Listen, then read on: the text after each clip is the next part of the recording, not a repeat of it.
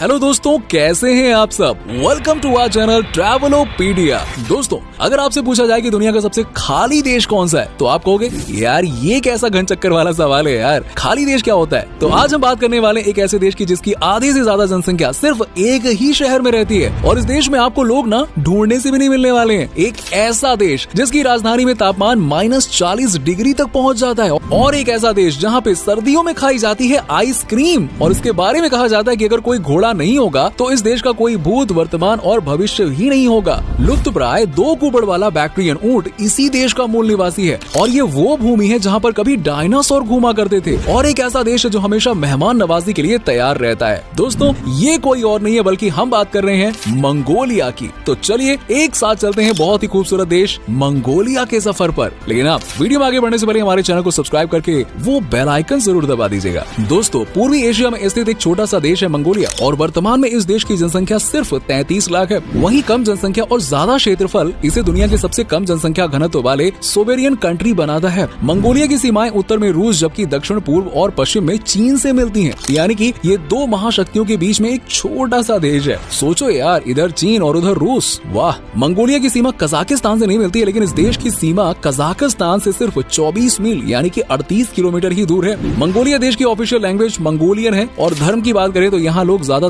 बौद्ध धर्म को मानते हैं और बाकी लोग इस्लाम, शैमनिस्ट और ईसाई धर्म को फॉलो करते हैं। उलान बटार मंगोलिया की राजधानी और सबसे बड़ा शहर है और देश की लगभग आधी से ज्यादा आबादी तो यहीं पर रहती है यार। उलान बटार का मतलब है रेड हीरो। तुवल नदी घाटी में स्थित ये औसतन दुनिया का सबसे ठंडा राजधानी शहर है। हाई लैटिट्यूड ऊंचाई पर होने और साइबेरियन एंटी साइक्लोन के कारण ये बहुत ही ठंडा इलाका है। यहाँ का औसतन तापमान 0 से 1 डिग्री पर रहता है और यहाँ पर जनवरी के महीने में तापमान -36 से -40 डिग्री सेल्सियस तक चला जाता है। सोचो यार। और दोस्तों, दुनिया भर के लोग जिस मंगोलिया को आज जानते हैं ना, वो कभी मंगोलिया का बाहरी हिस्सा माना जाता था। अब सवाल ये उठता है कि सैकड़ों साल पहले का असल मंगोलिया वो किधर गया भाई। दरअसल मंगोलिया का जो मुख्य भाग था अब वो चीन के अंदर है। हालांकि मंगोलिया चीन से अपना क्षेत्र वापस लेना चाहता है, लेकिन वो इतना छोटा देश है कि चीन के सामने उसकी एक भी नहीं चलती है और चीन उसको दबाता रहता है और इसे इनर मंगोलिया ऑटोनॉमस रीजन के नाम से जाना जाता है। इसका ज्यादातर इलाका घास के मैदानों से ढका है जिसे स्टेपी कहा जाता है। दोस्तों, इस देश का नाम मंगोल शब्द से पड़ा है जिसका अर्थ होता है बहादुर। और आपने इतिहास की किताबों में चंगेज खान का नाम तो सुना ही होगा ना। आपको बता दें कि वो इसी मंगोलिया की धरती पर पैदा हुआ था और लगभग 800 साल पहले यहाँ चंगेज खान ने मंगोल साम्राज्य बसाया था। इस साम्राज्य में वर्तमान चीन से लेकर मध्य एशिया, ईरान, इराक, तुर्की और यूरोप के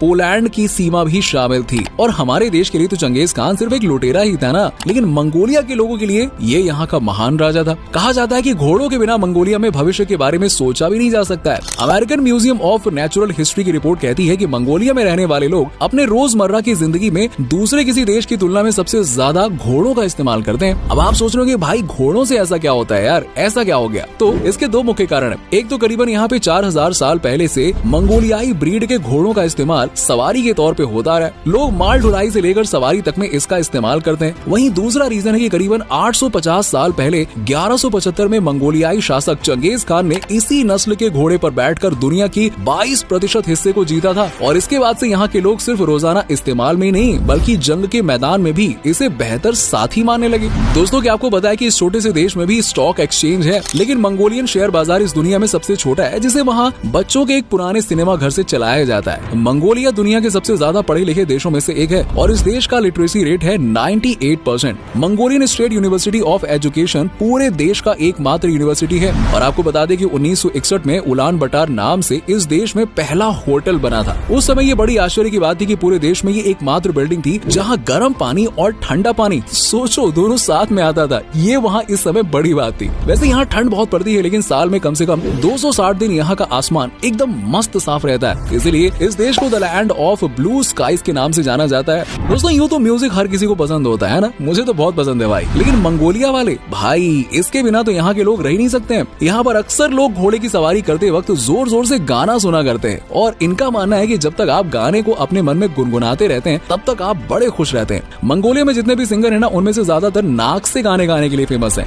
इस दुनिया में शायद ही कोई होगा जो आइसक्रीम पसंद नहीं करता होगा, लेकिन यार तब जबकि गर्मी का मौसम हो। लेकिन मंगोलिया के लोग तो यार उल्टी गंगा में नाव चलाते हैं। मतलब कि यहाँ के लोग गर्मियों में नहीं बल्कि ठंडी में आइसक्रीम खाते हैं। सर्दियों में वहाँ आइसक्रीम कागज के बॉक्स में रखकर बेची जाती है ताकि खाने लायक बनी रहे। वैसे क्या आपको बताया कि आइसक्रीम सबसे पहले आया कहाँ से था? आपको बता दें हैं कि मंगोलियन घुड़सवारों ने आइसक्रीम की खोज की थी। इस देश के ना कई मजेदार किस्से हैं दोस्तों। क्या आपको पता है कि भारत के फेमस महाभारत सीरियल को मंगोलियाई भाषा में डब करके वहाँ टीवी पर प्रसारित किया जा चुका है और भारत में मंगोलिया से ज्यादातर स्टूडेंट्स आते हैं और वहीं भारत से ना के बराबर लोग वहाँ जाते हैं। दरअसल मंगोलिया में भारत के कुछ 100 लोग ही रहते हैं। हमारे भारत में सरकारी स्लोगन है ना कि हम दो हमारे दो, इससे लोगों को जागरूक किया जाता है। और कुछ राज्य तो 2 से ज्यादा बच्चे वाले को गवर्नमेंट की जॉब ना देने की बात करते हैं, लेकिन मंगोलिया में सरकार बच्चा पैदा करने के लिए प्रोत्साहित करती है, जिसके जितने बच्चे उसे उतना ही ज्यादा सम्मान मिलता है। मतलब सोचो, जितने ज्यादा बच्चा पैदा करो उतने ही ज्यादा आप रिस्पेक्टेड कहलाओगे। क्या बात है। यहाँ अगर कोई महिला 5 या उससे ज्यादा बच्चे पैदा करती है तो उसे बहुत ही इज्जत की नजर से देखा जाता है। और आपको बता दें कि मंगोलिया के लोगों में मेहमान नवाजी का तरीका भी बड़ा शानदार है। यहाँ के लोग मेहमानों की बहुत इज्जत के साथ में स्वागत करते हैं और लोग मानते हैं कि जो भी लोग मंगोलिया घूमने आते हैं वो सब उनके गेस्ट हैं। फिर वो रहने के लिए रूम से लेकर चाय नाश्ता सभी का प्रबंध करते हैं और यहाँ तक कि अपने यहाँ आने वाले मेहमानों को घोड़ा गिफ्ट करते हैं। हमारे देश के प्रधानमंत्री नरेंद्र मोदी जी भी जब मंगोलिया गए थे तब उन्हें घोड़ा गिफ्ट में मिला था।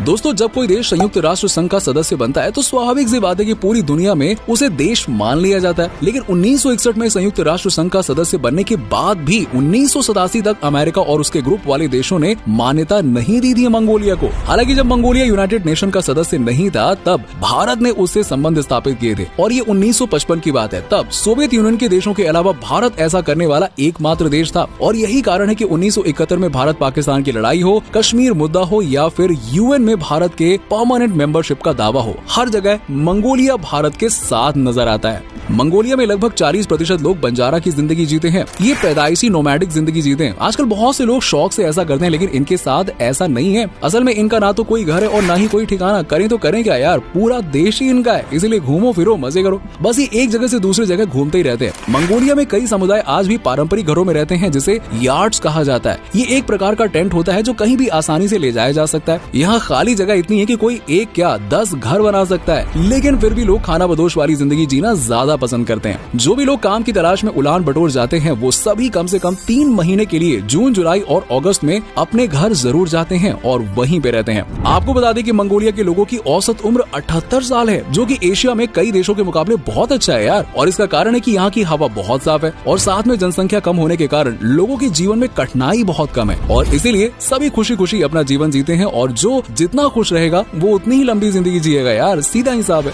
मंगोलिया का नेशनल गेम है मंगोलियाई रेसलिंग। हर साल मंगोलिया के स्वतंत्रता दिवस पर एक टूर्नामेंट का आयोजन होता है। 17 सितंबर 2011 को मंगोलियन राष्ट्रीय कुश्ती प्रतियोगिता में 6002 पहलवानों ने भाग लिया था और अब तक की सबसे बड़ी कुश्ती प्रतियोगिता थी। इसे गिनीज बुक में भी दर्ज किया गया था और इसके अलावा आर्चरी और हॉर्स रेसिंग भी यहाँ का ट्रेडिशनल गेम है। दोस्तों, आपको बता दें कि मंगोलिया को द लैंड ऑफ एनिमल्स कहा जाता है। इसका कारण ये है कि यहाँ पे बहुत सारी वैरायटी के जानवर अच्छी खासी संख्या में रहते हैं। मंगोलिया में एक इंसान पर 13 घोड़े हैं, तो वहीं पर भेड़ की बात करें तो एक इंसान पर यहाँ 35 भेड़े हैं। बस इससे ही आप आइडिया लगाइए कि इस देश में जानवरों की संख्या कितनी होगी। मंगोलिया लुप्त प्राय स्नो लेपर्ड का घर है और यहाँ दुनिया के 60% स्नो लेपर्ड मिलते हैं और जब तापमान -40 डिग्री के आसपास चला जाता है फिर भी इनकी चांदी हो जाती है यार। वैज्ञानिकों का कहना है कि ये हजारों साल पहले डायनासोर का घर हुआ करता था और 2 कुबड़ वाले ऊंट भी मंगोलिया के मूल प्राणी हैं। इन ऊँटों की संख्या पिछले 12 सालों से लगातार घटती जा रही है। हर साल ऊँटों की इस प्रजाति को संरक्षित करने के लिए मंगोलिया में एक फेस्टिवल का आयोजन किया जाता है। खैर, फेस्टिवल की बात हो रही है तो आपको बता दें कि मंगोलिया देश में गोल्डन ईगल फेस्टिवल मनाया जाता है। हर साल 2 दिनों तक चलने वाले इस त्योहार में यहाँ के लड़के घोड़े पर बैठकर ईगल की मदद से शिकार करते हैं।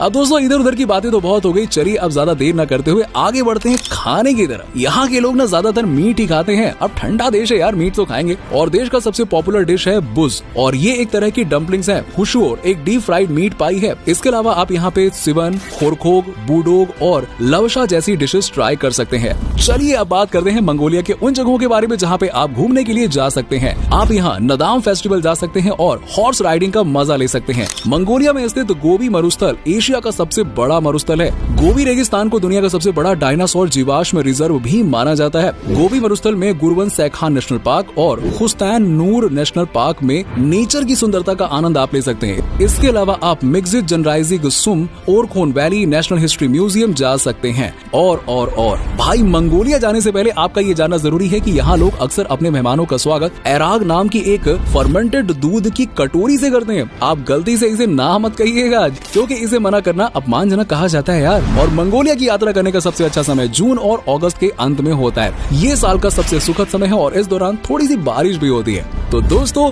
ये था बहुत ही खूबसूरत देश मंगोलिया। उम्मीद करता हूँ कि आपको हमारा ये एपिसोड पसंद आया होगा। हमें नीचे कमेंट सेक्शन में कमेंट करके बताइए कि आज के वीडियो में आपको मंगोलिया की कौन सी बात सबसे अच्छी लगी। वैसे क्या कभी आप गए हो मंगोलिया, और गए हो तो आपका एक्सपीरियंस कैसा रहा, ये भी हमारे साथ में जरूर शेयर कीजिएगा। साथ ही साथ वीडियो को अपने दोस्तों और रिश्तेदारों के साथ में शेयर करना मत भूलिएगा और हमारे चैनल को भी सब्सक्राइब कर दीजिएगा। वीडियो को एंड तक देखने के लिए आप सभी दर्शकों का शुक्रिया। आपसे फिर मुलाकात होगी एक और नए वीडियो के साथ।